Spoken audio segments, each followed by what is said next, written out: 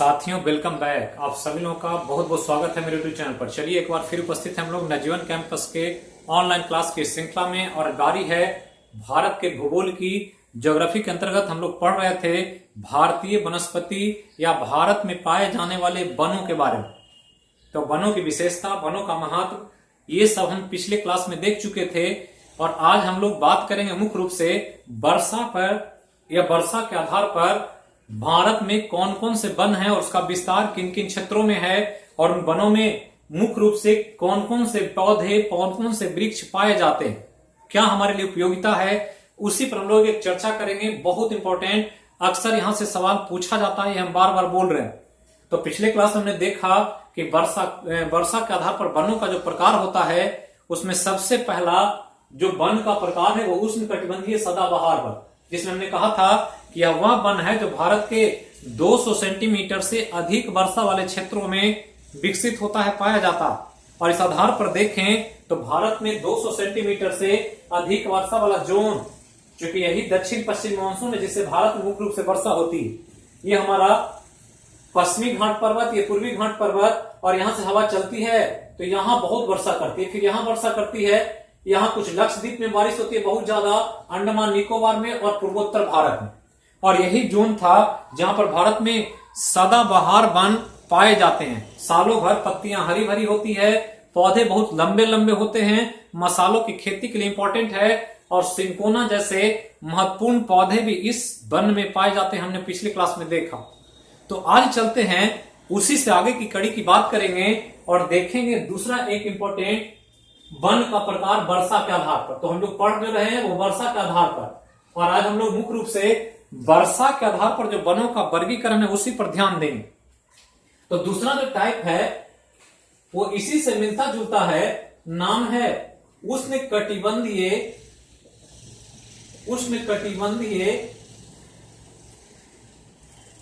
पतझड़ वन।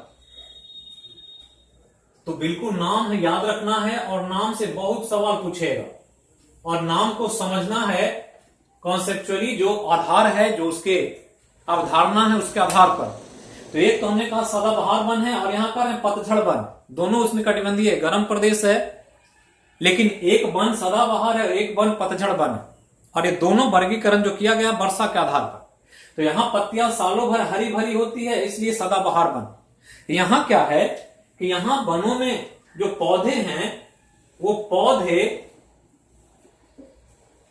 किसी खास मौसम में, किसी खास मौसम में अपने पत्तियों को गिरा देती है। ये ध्यान रखना है, पत्तियों को गिरा देती है। और जब पत्तियां गिरती है तो इसी को हम लोग कहते हैं कि पतझड़ होती है। तो गिरा देती है, पत्तियां झड़ जाती है, इसलिए पतझड़ वन कहते हैं। तो हमारे आसपास ऐसे वन मिलते हैं और ऐसे वृक्ष मिलते हैं जिसमें साल के किसी सीजन में पत्तियां पूरी झड़ जाती है और सिर्फ टहनियां बचती है, शाखाएं दिखाई पड़ती है। और ऐसा अगर वन दिखे तो समझना है कि वही पतझड़ वन का एक इंपॉर्टेंट प्रकार। तो पतझड़ वन है, पत्तियां गिरती है, और इसलिए इसको एक नाम दिया गया है जिसे डेसिडुअस फॉरेस्ट। तो ध्यान रखना, अंग्रेजी में डेसिडुअस कहते हैं। तो डेसिडुअस फॉरेस्ट, या इसी का दूसरा नाम पर्णपाती वन भी है। तो पर्णपाती वन कहें, डेसिडुअस फॉरेस्ट कहें, या उष्णकटिबंधीय पतझड़ वन कहें, बात एक ही। अब यहां प्रश्न उठता है कि यहां पत्तियां नहीं गिरती है, सालों भर पत्तियां हरी भरी रहती है, फिर यहां पत्तियां क्यों गिरती है? तो जो बांट रहे हैं उसके आधार पर ध्यान देना है। हमने कहा यहां वर्षा 200 सेंटीमीटर है, और यहां जैसे जैसे आएंगे तो वर्षा कमेगा, और वर्षा कमता है तो पत्तियां को पानी वेपोराइज करने के लिए कम मिलता है, और इसी के कारण पौधे में एक मॉडिफिकेशन होता है कि पत्तियां गिराते हैं ताकि पानी की कम आवश्यकता पड़े। क्योंकि हमने कहा था पिछले क्लास में भी कि पत्तियां ऐसे है और पत्तियों पर सूरज की रोशनी पड़ती है ऐसे, तो रोशनी पड़ने से वेपोराइजेशन होता है। अगर जिस जगह पर एक पौधा विकसित हुआ है वहां पर अगर पानी नहीं है और ज्यादा वेपोरेशन मिलेगा तो पत्तियां सूख जाएगी और प्लांट मर जाएंगे। और इसी की वजह से नेचर ने इसको नियम दिया कि जब पानी कम होने लगे तो पत्तियां झड़ जाए, ताकि बाष्पीकरण या ट्रांसपीरेशन की क्रिया कम हो सके। क्योंकि ये जो क्रिया हो रही है इसी को हम लोग साइंस में एक नाम देते हैं ट्रांसपीरेशन, बाष्पोत्सर्जन कहा जाता है। और ट्रांसपीरेशन वहां ज्यादा होता है जहां पर सदाबहार बन पाए जाते हैं। जैसे जैसे ट्रांसपीरेशन कम करना होगा, पत्तियां या तो गिरेगी और नहीं तो पत्तियों का साइज क्या होगा, छोटा हो जाएगा। तो ध्यान रखना है कि यहाँ पर मुख्य आधार 200 सेंटीमीटर वर्षा है। अब यहां जब बात करेंगे तो यहाँ वर्षा जो होती है वो वह जोन में होती है जहां 200 सेंटीमीटर से कम वर्षा वाला क्षेत्र होता है। तो जब 200 सेंटीमीटर से कम वर्षा वाला क्षेत्र होगा तो ध्यान रखना है कि वहां पर उष्णकटिबंधीय पतझड़ बन पाया जाएगा, जिसको हम पर्णपाती वन या डेसिडुअस फॉरेस्ट भी कहते हैं। अब यहां ध्यान रखना है कि 200 सेंटीमीटर से कम वर्षा वाला जोन में दो बंटवारा, एक है 100 से 200 सेंटीमीटर के बीच और एक है 50 से 100 सेंटीमीटर के बीच। तो ये दो तरह का विभाजन है वर्षा के आधार पर। कुछ क्षेत्रों में 200 से कम होता है लेकिन 100 से ज्यादा होता है, और कुछ क्षेत्रों में 100 से कम होता है और 50 से ज्यादा होता है। तो ऐसे स्थिति में ये दो वर्षा का जोन हो गया। तो जब 100 से 200 सेंटीमीटर वर्षा होगा तो वहां पर जो वन विकसित होगा इसको पतझड़ वन में ही एक अलग प्रकार होगा जिसको आर्द्र पतझड़ वन कहते हैं। तो ये हो गया आर्द्र पतझड़ वन, ये ध्यान रखना। और जबकि जब 50 से 100 के बीच होगा तो इसको कहेंगे शुष्क पतझड़ वन। तो ये ध्यान रखना है कि पतझड़ तो है ही लेकिन ये दो तरह का है, एक है आर्द्र वाला मतलब ह्यूमिडिटी है, और एक ड्राई सीजन है, मौसम बिल्कुल ही सूखा हुआ है, नमी कम है। तो इस स्थिति में 50 से 100 सेंटीमीटर, तो ये याद रखना है कि 200 सेंटीमीटर से अधिक वर्षा होगा तो सदाबहार वन, 100 से 200 सेंटीमीटर होगा आर्द्र पतझड़ वन, और 50 से 100 सेंटीमीटर होगा तो शुष्क पतझड़ वन। अब यहां ध्यान रखना है कि ये वन जो है वो मुख्य रूप से मानसूनी वर्षा पर डिपेंड करता है, मानसूनी वर्षा पर निर्भर करता है। और इसलिए यहां पर देख रहे हैं कि वर्षा जैसे से कम हो रहा है, वनों का स्वरूप बदल रहा है, और मानसूनी वर्षा जब होगा तो इसके कारण इस वन का एक और नाम है जिसको हम लोग मानसूनी वन भी कहते हैं। तो ये ध्यान रखना। तो ये बहुत इंपॉर्टेंट वर्षा के आधार पर वर्गीकरण। अब यहां ध्यान दें कि अब 200 से 100 से 200 और 50 से 100 देखें तो हमने कहा कि ये भारत में जलवायु का बहाव है, ऐसे चल रहा है। ये हिमालय पर्वत है, हवा यहाँ टकराई, यहाँ खूब वर्षा हुआ। ये असम मेघालय का क्षेत्र है, मानसी राम चेरापूंजी जैसा जगह है। अब यहां से हवाएं मुड़ती है और ऐसे वर्षा करते हुए इधर बढ़ती है, और जैसे जैसे इधर जाएगी तो इस स्थिति में वर्षा क्या होगा, कमता चला जाएगा। तो वर्षा कमेगा और कुछ हवा हिमालय से टकराकर भारत के दक्षिण की तरफ बढ़ेगी। तो जैसे जैसे वर्षा करते जाएगी वर्षा की मात्रा कमेगी। तो इधर जो होगा ये 200 सेंटीमीटर से अधिक, लेकिन इधर घटेंगे तो 200 से घटता जाएगा। तो कुछ जोन तक 100 से 200 मिलेगा और कुछ लास्ट चले जाएंगे तो 50 से 100 सेंटीमीटर मिलेगा। और इस स्थिति में आपको ध्यान रखना है कि ये दोनों का जोन अगर पूछ दे तो 100 से 200 सेंटीमीटर वाला यहां से लगभग ये वाला पार्ट होगा जो 100 से 200 सेंटीमीटर होगा, ये वाला पार्ट 50 से 100 सेंटीमीटर होगा, ये भी। अब इसके अलावा इधर चलेंगे तो ये तो हमने कहा सदाबहार वन है, इधर भी सदाबहार वन है, और ये दोनों सदाबहार वन का जोन है। तो ध्यान रखना है कि मानसूनी वन जो होता है उसमें दो तरह का विभाजन है, एक आर्द्र पतझड़ वन के रूप में और एक शुष्क पतझड़ वन के रूप में। अब यहां आर्द्र पतझड़ वन की बात करें तो ध्यान रखना है कि आर्द्र पतझड़ वन जो होता है इसका जब विस्तार देखेंगे भारत में तो इसका विस्तार पश्चिम बंगाल, बिहार, उड़ीसा, इसके अलावा पूर्वी उत्तर प्रदेश, कुछ एरिया मध्य प्रदेश का भी, और इसके अलावा छत्तीसगढ़ का भी कुछ एरिया इसमें देखा जाता। तो ये जो लोकेशन है यही भारत में मुख्य रूप से आर्द्र पतझड़ वन का मेन क्षेत्र पाया जाता है। तो आपको ध्यान रखना है बिहार में कि बिहार में जो वर्षा होती है तो उस वर्षा के आधार पर कौन सा वन विकसित होता है तो कहेंगे आर्द्र पतझड़ वन विकसित होता है। जबकि जब हम लोग शुष्क पतझड़ वन की बात करें तो शुष्क पतझड़ वन की बात करेंगे तो यहां वर्षा और कमेगा, और हमने कहा जैसे जैसे या तो पश्चिम जाए या दक्षिण आए, वर्षा कम होती जाती है जलवायु के प्रभाव से, क्योंकि नमी घटती जाती है, वर्षा होते हुए आगे बढ़ रही है, हवा में नमी कम हो रहा है, परिणाम स्वरूप वन का जो विकास होगा वो इस रूप में दिखाई पड़ेगा। तो शुष्क पतझड़ वन की बात करेंगे तो ध्यान रखना है ये शुरू होगा राजस्थान में, मुख्य रूप से पूर्वी राजस्थान, ये ध्यान रखने हैं, पूर्वी राजस्थान, उत्तरी गुजरात,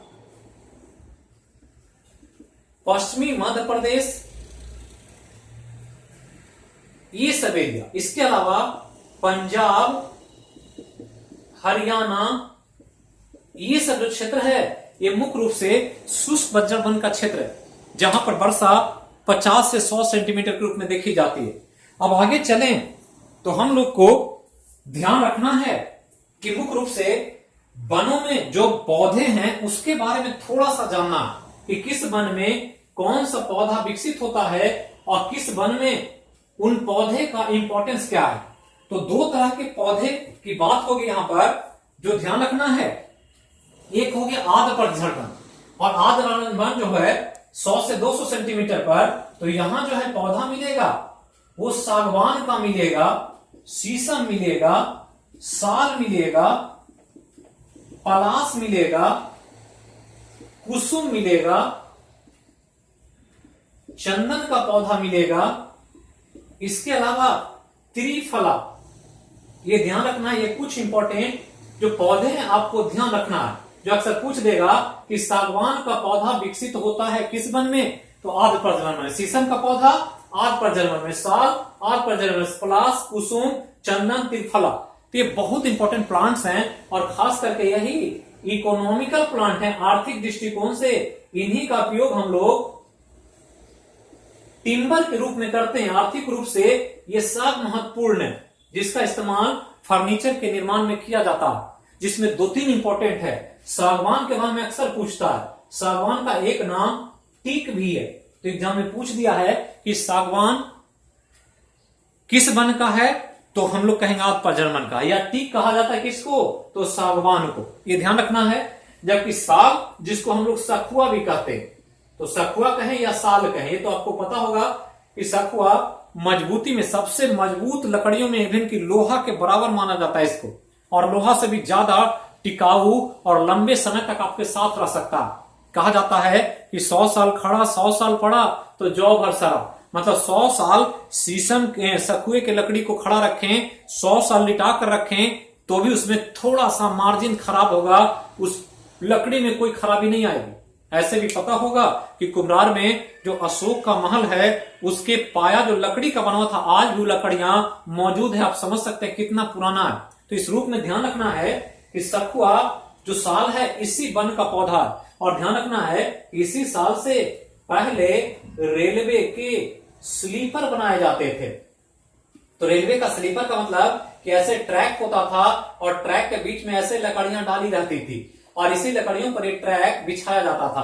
अब तो इस स्लीपर का जगह कंक्रीट का स्लीपर बनाया जाता, लेकिन पहले ये ध्यान रखना था कि रेलवे का स्लीपर जो बनता था वो किस पर, सखुआ का और साल का, और इसी से वो लकड़ियां पानी में भी, धूप में भी, गर्मी में भी, ठंड में भी खराब नहीं होती थी, आसानी से अपना काम करती रहती थी। और एग्जाम में कई बार पूछा है कि रेलवे के स्लीपर का निर्माण किस पौधे की लकड़ी से होता है, तो साल से होता है। और ध्यान रखना है ये सब आर्द्र पतझड़ वन का पौधा है। अब आगे चलें तो जो दूसरा प्रकार है शुष्क पतझड़ वन, वो ध्यान रखना है कि यहां भी कुछ कॉमन पौधे हैं जो आपसे एग्जाम में पूछा जाएगा।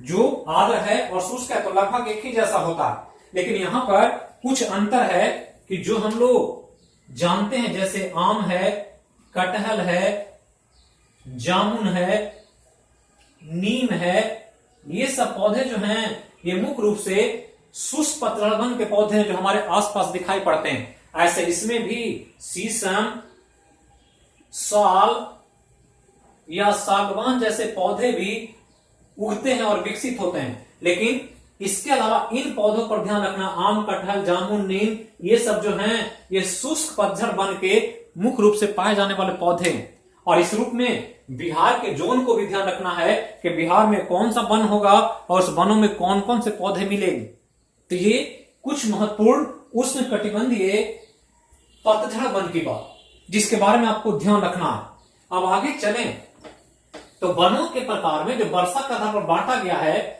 वो तीसरा जो टाइप है वो वर्षा के आधार पर अंतिम प्रकार है, जिसका नाम है, हम लोग जानते हैं या आप लोग पढ़े होंगे, नाम है तीसरा का कटीला वन। कटीला वन या इसी का दूसरा नाम मरुस्थलीय वन। तो वन ही है लेकिन नाम बदल गया है वर्षा के आधार पर, क्योंकि हम देख रहे हैं कि वर्षा धीरे धीरे क्या हो रही है, कमती चली जा रही है। और जैसे जैसे वर्षा कमेगी उस हिसाब से वन का स्वरूप और पौधे का स्वरूप बदलेगा। हमने सब कहा कि सारा खेल नमी का है, वाटर का मौजूदगी का है, कि मिट्टी में कितना पानी की मात्रा है और वहां कौन से पौधे विकसित हो सकते हैं। अब यहां ध्यान देना है कि कटीला वन या मरुस्थलीय वन इसलिए कि एक तो इन पौधों में कांटों की प्रधानता होती है, तो कांटे मिलेंगे इन पौधों में, ये ध्यान रखना। दूसरा, ये वन जो हैं मुख्य रूप से मरुस्थल में मिलते हैं, तो मरुस्थल क्षेत्रों में पाए जाएंगे। और वर्षा के आधार पर बांटे तो ध्यान रखना है कि वह क्षेत्र है जहां पर वर्षा 50 सेंटीमीटर से कम होती है। तो ये वर्षा के आधार पर वर्गीकरण को ध्यान रखना। तो 200 सेंटीमीटर से अधिक हो गया तो उष्णकटिबंधीय सदाबहार वन, 100 से 200 के बीच हो या 200 से कम हो तो उस स्थिति में उष्णकटिबंधीय पतझड़ वन। लेकिन कहां से, तो 50 से 200 के बीच, जिसमें दो बंटवारा हमने किया, आर्द्र पतझड़ वन 100 से 200 और शुष्क पतझड़ वन 50 से 100 सेंटीमीटर। लेकिन अब 50 से नीचे चले आए तो उन क्षेत्रों में जहां वर्षा बिल्कुल नाम मात्र की होती है, और जहां वर्षा नाम मात्र की होगी वहां टेम्परेचर, तापमान अधिक होगा। और तापमान अधिक होने के साथ साथ मिट्टी में नमी नहीं होगा, और मिट्टी में नमी ना हो और तापमान अधिक हो, ऐसे क्षेत्रों को ही हम लोग मरुस्थल कहते हैं। और इसलिए मरुस्थल में इस प्रकार के वन अक्सर विकसित होते हैं जो हमारे आसपास दिखाई पड़ते हैं। जहां भी मरुस्थल है वहां ऐसे वन मिलेंगे। अब यहां ध्यान रखना है कि कांटों की प्रधानता है, मरुस्थलीय क्षेत्र है, 50 सेंटीमीटर से कम वर्षा हो रही है, तापमान अधिक है और नमी नहीं है, और इसी की वजह से ये कांटों का विकास यहां पर दिखाई देता है। और ध्यान रखना है कि इन पौधों में जो कांटा होता है वह पत्ती का रूपांतरण होता है। ये ध्यान रखना कि एक्चुअली में जो कांटा है वो कांटा नहीं, वो पत्ती है उसकी, और पत्ती ही मॉडिफाई होकर के ये कांटे के रूप में विकसित हो गया। इसको मॉडिफिकेशन ऑफ लीफ में हम लोग बायोलॉजी में पढ़ते हैं कि पत्तियों का रूपांतरण किस किस रूप में पौधे करते हैं, और जरूरत के हिसाब से पौधे अपने सभी संरचना का रूपांतरण करते हैं एक कॉमन प्रक्रिया उनमें। और इस तौर पर यह ध्यान रखना है कि मरुस्थलीय पौधे में जो कांटे मिलते हैं वो कांटा एक्चुअली में क्या है, पत्ती है। साथ ही ध्यान रखना है कि इन पौधे की जड़ों जो होती है वो जड़ों का लंबाई बहुत अधिक होता है, और लंबाई अधिक होने की वजह से ऐसे पौधे मिट्टी में बहुत गहराई तक जड़ों को ले जाते हैं। कारण क्या है, क्योंकि नमी नहीं, और पानी की तलाश में इन पौधों में जड़ इस प्रकार विकसित होता है कि ज्यादा लंबा जाएगा तो गहराई से भी पानी वो ले सकेगा, क्योंकि पानी तो चाहिए, बिना पानी का पौधे विकसित नहीं हो सकते। और ध्यान रखना है कि इन कटीला वन में जो पौधा होता है उसको साइंस में एक नाम देते हैं जिसे जीरोफाइटिक प्लांट कहा जाता है। एग्जाम ये भी पूछता है कि जीरोफाइट या जीरोफाइटिक प्लांट मिलेगा कहां, तो मरुस्थल में मिलेगा। पूछ देगा मरुस्थलीय पौधे में पत्तियां जो होती है किस रूप में होती है, तो कांटे के रूप में होती है। ये ध्यान रखना है। पूछ देगा कि कौन सा ऐसा पौधा होता है जिसका जड़ सबसे गहराई तक जाता है, तो ये पौधा मरुस्थलीय वन का या कटीला वन का होगा। क्यों हो रहा है ऐसा, तो ध्यान रखना, हमने कहा कि पत्तियां चौड़ी है ऐसे, तो धूप पड़ेगा ऐसे, तो इस धूप की वजह से वाष्प निकलेगा ज्यादा, और वाष्प निकलेगा और पानी नहीं है तो पौधा जल जाएगा। और इसके चलते क्या होता है कि मरुस्थलीय पौधे में ऐसे तना का विकास होता है और तना ऐसे विकसित होगा और इसी तना पर छोटे छोटे नुकीले कांटे निकल आए। ऐसे ही पौधे आपको मिलेंगे मरुस्थल में और ये कांटा जो है यही इसकी क्या है, पत्ती है। अब ये कांटा इतना पतला है कि इस पर सूरज की रोशनी ज्यादा नहीं पड़ सकती क्योंकि इसका एरिया चौड़ा नहीं है। चौड़ी पत्तियां होगी तो सूरज की रोशनी ज्यादा पड़ेगी, कांटा पतला होगा तो उस पर सूरज की रोशनी कम पड़ेगी और कम पड़ेगी तो ट्रांसपिरेशन नहीं होगा, वाष्पोत्सर्जन नहीं होगा तो कम पानी निकलेगा पौधे से।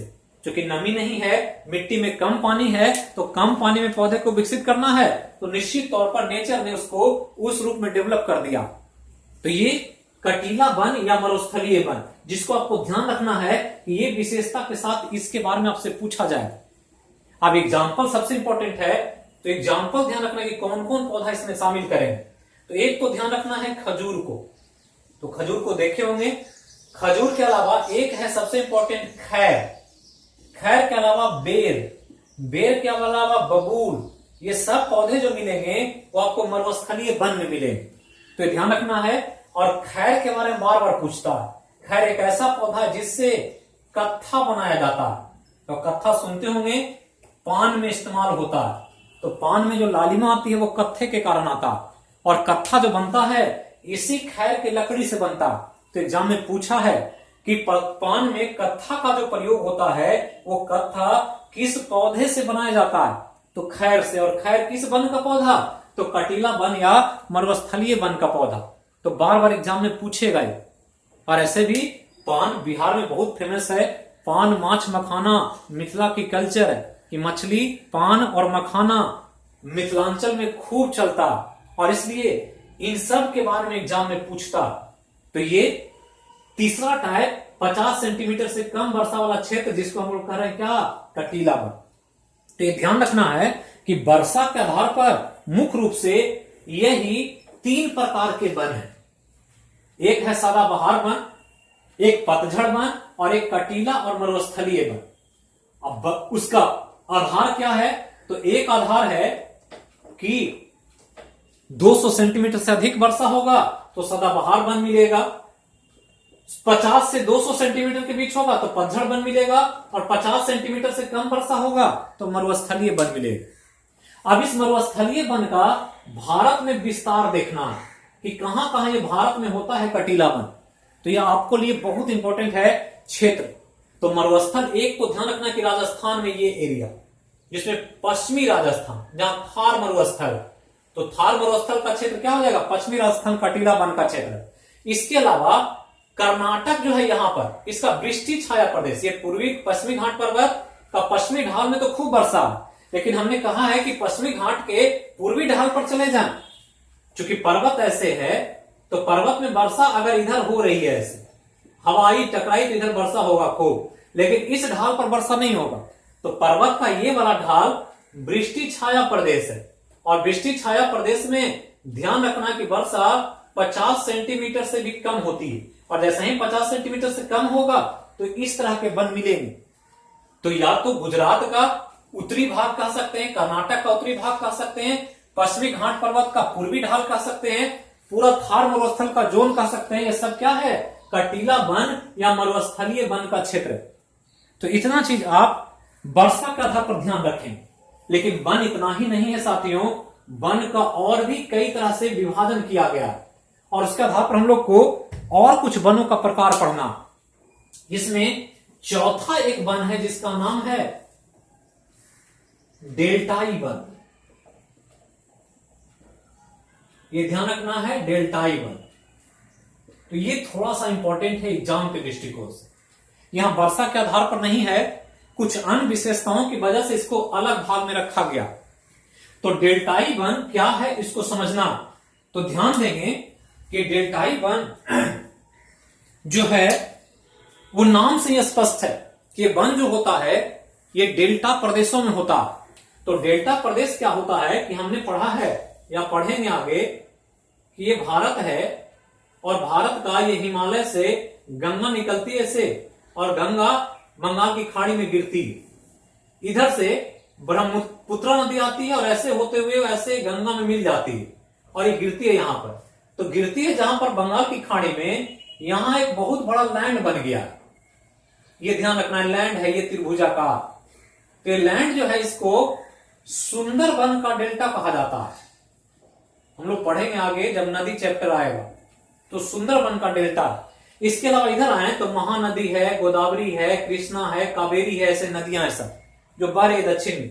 और जहां पर गिरती है वो अपने मुहाने के पास थोड़ा सा लैंड बना देती है ऐसे, और ये सब लैंड क्या है? डेल्टा। तो लैंड है समुद्र के बीच में, समुद्र है, पानी है चारों तरफ, और नदियां जो मलबा ढोकर लाई वो अपने मुहाने पर जमा कर दिया, और जमा कर गया तो एक लैंड बन गया, भूमि बन गया। अब जब भूमि है और काफी फर्टाइल है तो यहां पौधे विकसित होंगे, इस पर कुछ वन बन जाएंगे, कुछ जंगल बनेगा इस पर। और जब जंगल बन जाएगा तो इसी वन का नाम क्या होगा? डेल्टाई वन होगा। और डेल्टाई वन डेल्टा पर है और साथ ही साथ समुद्र में है, इसलिए इसको एक और नाम से जानते हैं जिसको हम लोग ज्वारीय वन कहते हैं। तो डेल्टाई वन भी दे सकता है और ज्वारीय वन भी दे सकता, क्योंकि समुद्र में ज्वार भाटा आना एक कॉमन प्रक्रिया। तो ज्वार भाटा उठता रहता है समुद्र में, तो ज्वार सब उठता है, पानी ऊपर उठता है, परिणाम स्वरूप डेल्टा को पानी मिल जाता। तो नमी होती है मिट्टियों में इन डेल्टाई प्रदेशों में, और डेल्टाई प्रदेशों में जब नमी होगा तो नमी के कारण प्लांट ग्रो करेंगे। तो ध्यान रखना है कि ये मुख्य रूप से समुद्र के क्षेत्रों में डेल्टा पर विकसित होने वाला वन है। डेल्टा पर विकसित होने वाला वन है। तो ये बहुत इंपॉर्टेंट है कि डेल्टा पर जो वन होता है वो डेल्टाई वन कहलाता है। डेल्टा कौन बनाता है? तो नदियां अपने मुहाने पर मलबा जमा करके डेल्टा का निर्माण कर देती। पानी इसको कहां से मिलेगा? तो ज्वार भाटा से मिलेगा, इसलिए इसको ज्वारीय वन भी कहते हैं। तो समुद्र का पानी है तो कैसा पानी होगा इसमें? तो समुद्र में नमक मिला हुआ है, और नमक मिलने के कारण ये जो वन होते हैं वो अलग तरह के पौधे के लिए जाने जाते हैं। और इसलिए ध्यान रखना है कि यहां पर जो वन मिलेंगे उसमें 2-3 पौधे को याद रखना। एक पौधा मिलेगा यहां सुंदरी, एक मिलेगा मैनग्रोव, इसके अलावा नारियल भी मिलेगा, इसके अलावा कुछ सुपारी के पौधे मिलेंगे। तो ऐसे पौधे के लिए जाना जाता है जिसमें 2 अक्सर पूछता है, सुंदरी और मैनग्रोव। सैकड़ों बार एग्जाम में पूछा गया कि मैनग्रोव नामक पौधा किस वन में मिलेगा? तो कहेंगे डेल्टाई वन में, ज्वारीय वन में। या सुंदरी वृक्ष मिलता है किस वन में? तो डेल्टाई वन में। और ये ध्यान रखना है कि सुंदरबन का डेल्टा हमने कहा, तो सुंदरबन का डेल्टा जो है उसके बारे में ध्यान रखना है, बहुत इंपॉर्टेंट है ये। कई सवाल इससे पूछेगा एग्जाम में। तो सुंदरबन का डेल्टा क्यों? क्योंकि सुंदरबन है यहां पर और डेल्टा पर, इसलिए सुंदरबन का डेल्टा। ध्यान रखना कि डेल्टा विश्व का सबसे बड़ा डेल्टा है, विश्व का सबसे बड़ा डेल्टा, इससे बड़ा कोई डेल्टा नहीं पूरे वर्ल्ड में। ध्यान रखना। इसके अलावा ध्यान रखना कि डेल्टा अभी भी गतिशील है। गतिशील मतलब ये स्थिर नहीं हुआ है, ये अभी विकसित हो रहा है। डेल्टा का साइज बढ़ रहा है, दिन प्रतिदिन बड़ा हो रहा है। चूंकि डेल्टा गंगा ब्रह्मपुत्र द्वारा बनाई गई है, इसलिए इसको गंगा ब्रह्मपुत्र का डेल्टा भी कहते हैं। तो गंगा ब्रह्मपुत्र का डेल्टा कहे, सुंदरबन का डेल्टा कहे, या विश्व का सबसे बड़ा डेल्टा कहे, नाम एक ही आएगा, सुंदरबन का डेल्टा। लेकिन पूछता है प्रश्न एग्जाम में कि सुंदरबन का डेल्टा को सुंदरबन क्यों कहा जाता है? तो क्यों कहते हैं? क्योंकि इस वन में सबसे अधिक सुंदरी वृक्ष ही पाया जाता है, और इस सुंदरी वृक्ष की मौजूदगी की वजह से ही इसका नाम सुंदरबन का डेल्टा पड़ा हुआ। तो एग्जाम में पूछ दे, ये मैनग्रोव और सुंदरी बहुत बार पूछा गया एग्जाम में, आगे भी पूछा जाए। तो साल किस वन में मिलता है? सखुआ का पौधा, तभी हमने पढ़ा पतझड़ वन में मिलता है। महोगनी किस वन में है? सदाबहार वन में। सिंकोना सदाबहार वन, सुंदरी डेल्टाई वन, खैर मरुस्थलीय वन, बबूल मरुस्थलीय वन में, खजूर मरुस्थलीय वन में। तो सब एग्जाम्पल को याद रखना। और डेल्टाई प्रदेश में ये जो लोकेशन पूछ देगा कहां मिलेगा, तो कहेंगे सुंदरबन के डेल्टा पर मिलेगा। महानदी, कृष्णा, कावेरी, गोदावरी, इन सब के डेल्टा पर यह वन मिलेगा। तो यही वनों का मुख्य रूप से प्रकार है जो आपको ध्यान रखना। 4 तरह के मेन वनों का विभाजन होता है। लेकिन इतना ही नहीं, हमने कहा कई तरह के विभाजन है और उसके आधार पर आपको हर विभाजन को ध्यान रखना। अब जो हम लोग पढ़ेंगे इस वनों का प्रकार में, उसका प्रकार कुछ अलग आधार पर बांटा जाएगा। तो अभी तक जो देख रहे थे हम लोग नमी के आधार पर, वर्षा के आधार पर कि किस क्षेत्र में कौन सा वन मिलता है, उसको किस रूप में देखते हैं। लेकिन अब जो पढ़ना हम लोग को, वो पढ़ना है ऊंचाई के आधार पर वन। ऊंचाई के आधार पर वन। तो प्लेन एरिया में भी पढ़ा हमने, जो भी लैंड था समतल था और वहां वन को देख रहे थे, सब एक ऊंचाई का। तो ये ध्यान रखना है कि अब जो पढ़ेंगे हम लोग ऊंचाई के आधार पर, और ऊंचाई कहां मिलेगा, तो ऊंचाई मिलेगा अलग अलग तरह का पर्वत पर, और पर्वत पर मिलेगा इसलिए इसको पर्वतीय वन भी कहेंगे। तो पर्वत का वन अलग होता है और मैदानी क्षेत्रों का वन अलग होता है। अभी तक जो पढ़ रहे थे वो प्लेन एरिया का पढ़ रहे थे, अब जो पढ़ेंगे पर्वतीय क्षेत्र में पढ़ेंगे। और पर्वतीय क्षेत्र जो है मुख्य रूप से वो हिमालय है। तो एग्जाम में पूछ देगा हिमालय के क्षेत्र में पाए जाने वाले वनों के बारे में। तो हिमालय के क्षेत्र के वन, मतलब ये तीनों एक ही पॉइंट हो गया। चाहे हम ऊंचाई के आधार पर वन कहें, पर्वतीय वन कहें, या हिमालय क्षेत्र में पाए जाने वाले वन कहें, बात एक ही है, सब एक ही टाइप है, नाम अलग अलग।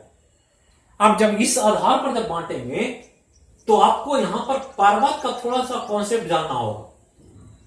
ये पर्वत है ऐसे एक, जिसके बारे में हम शुरू में बता चुके हैं कि पर्वत ऐसा ही होता है। पर्वत समतल से ऊपर उठा रहता है, शीर्ष नुकीला होता है और ढाल बहुत खड़ा होता है। तो ऐसा कोई क्षेत्र मिल जाए तो कहते हैं पर्वत। अब ये पर्वत का ऊंचाई के आधार पर विभाजन। तो ऊंचाई के आधार पर मतलब कुछ एरिया यहां, कुछ एरिया यहां और कुछ एरिया यहां। तो तीन भाग है पर्वतीय वन का, और तीनों भाग को देखेंगे तो ये जो है पर्वत का निम्नवर्ती क्षेत्र है, मतलब सबसे नीचे वाला क्षेत्र। ये जो है ये मध्यवर्ती क्षेत्र है, बीच वाला एरिया। और ये जो है सबसे अधिक ऊंचाई वाला क्षेत्र है, सबसे अधिक ऊंचाई वाला क्षेत्र। तो यही तीन आपको ध्यान रखना कि पर्वत के नीचे वाले एरिया में क्या है, बीच वाले एरिया में क्या है और अधिक में क्या है, कैसा पौधा मिलेगा। सब जगह एक तरह के पौधे नहीं मिलेंगे। यहां जो पौधा होगा और यहां जो होगा और यहां जो पौधा होगा, ये सब जगह पर अलग अलग पौधे मिलेंगे और अलग अलग उसकी बनावट होगी, उसकी पत्तियां अलग होगी, उसका शरीर अलग होगा, उसकी ब्रांचेज अलग होंगे। और इसके आधार पर तीन तरह के वन यहां पर देखे जाते हैं। तो एग्जाम में पूछ दे कि ऊंचाई के आधार पर वनों को बांटा जाता है कितने प्रकार में, तो कहेंगे तीन प्रकार। कितने प्रकार में? तीन प्रकार। एक जो है यहां पर उसका नाम है सदाबहार वन, जो हम लोग पढ़ चुके हैं पहले ही, वही यहां भी है। पहला सदाबहार वन। दूसरा जो मिलेगा उसका नाम है शंकुधारी वन। दूसरा नाम है शंकुधारी वन। और तीसरा जो प्रकार है उसका नाम है अल्पाइन वन। तो यही तीन प्रकार के वन आपको ध्यान रखना है ऊंचाई के आधार पर, कि ऊंचाई पर जाएंगे तो अलग अलग जोन में तीन तरह के वन मिलेंगे, जो हम लोग चार बांट चुके हैं। उसके अलावा सदाबहार वन पढ़ा, पतझड़ वन पढ़ा, कटीला वन पढ़ा और डेल्टाई वन पढ़ा। लेकिन यहां तीन अलग है, सदाबहार, शंकुधारी वन और अल्पाइन वन। अब ये तीनों का विभाजन जो है इस पर्वत की ऊंचाई के आधार पर अलग अलग जोन में, मिट्टियों के आधार पर, नमी के आधार पर, वहां पौधे के स्वरूप और बनावट के आधार पर ऐसे वन मिलेंगे। तो इन्हीं तीनों को हम लोग को एक एक करके समझना है कि सदाबहार वन कहां होगा, शंकुधारी वन कहां होगा, अल्पाइन वन कहां होगा, इनमें कौन कौन से पौधे मिलेंगे। क्योंकि ये बहुत इंपॉर्टेंट एरिया है जहां से सेब प्राप्त होता है, जहां से अखरोट प्राप्त होता है, जहां से काजू प्राप्त होता है, जहां से पाइन प्राप्त होता है, देवदार प्राप्त होता है। तो सब इसी वन में मिलेगा। तो ये सब इंपॉर्टेंट है एग्जाम के लिए, और इसलिए एग्जाम में बार बार पूछेगा। तो इसको हम लोग देख लेंगे अगली क्लास में। तो फिर मिलते हैं हम लोग एक अन्य क्लास में। तब तक जहां रहें स्वस्थ रहें, सुरक्षित रहें, अपनी और अपनों का ख्याल रखें। तो बोलिए सब मिलकर एक बार जय हो मैया की। Thank you.